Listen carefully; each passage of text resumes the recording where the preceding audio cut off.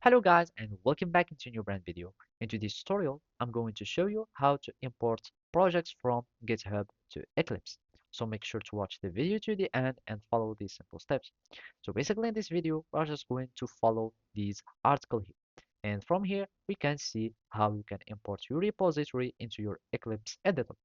So we can simply first get our repository link, and you can simply go to your GitHub, your repository, and from there you will find this green icon. You click on copy URL to clipboard, and then you will need just to follow the other step.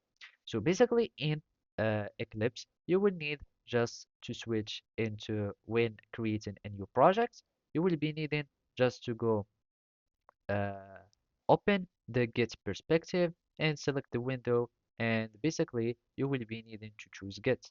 So from here we will be needing to add Git. You click on open, and from here you will be able to click on Git repositories.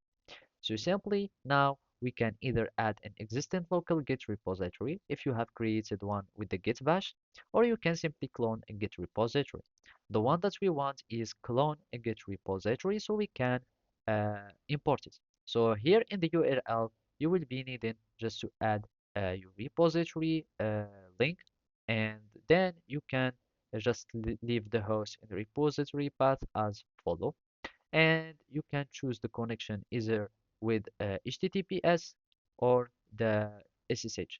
If you have chosen SSH, just make sure it is SSH, like the URL for SSH.